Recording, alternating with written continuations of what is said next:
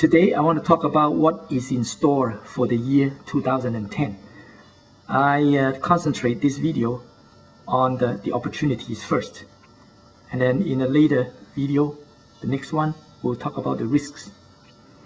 And for this year, I would think that there will be more upside than downside. Why? Let me give you the reasons. First of all, you have to bear in mind that we are starting from a low point. We had a low starting point not seen in decades.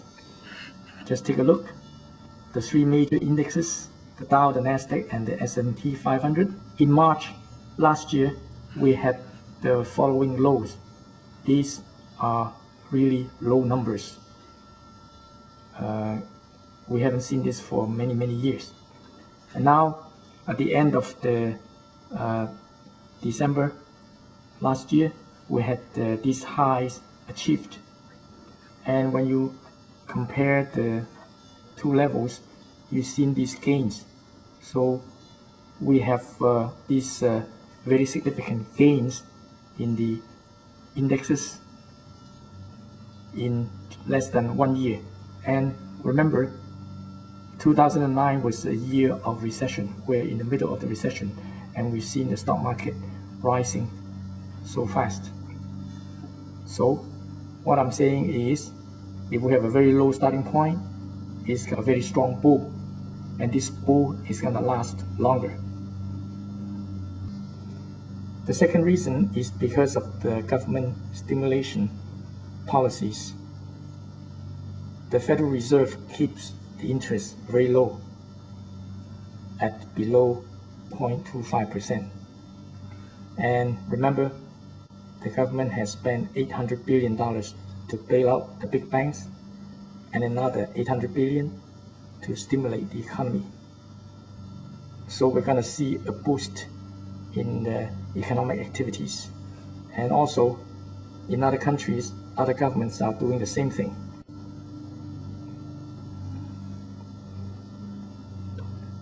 Number three, corporate cost reduction.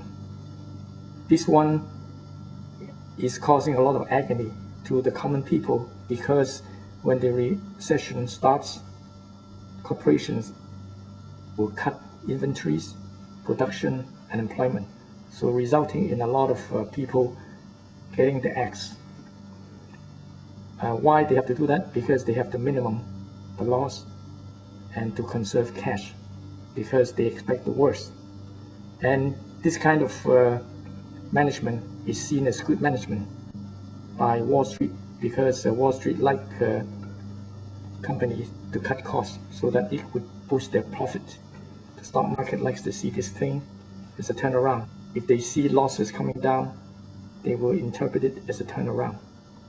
So it will boost stock prices. Factor number four, merger and acquisitions. Because of the stock plunge last year, many struggling companies have become very cheap to buy. And those companies with a lot of cash will consider buying them because they need to consolidate their market shares. And remember, merger and acquisition always buoy the stock market. The next factor is consumer rebound.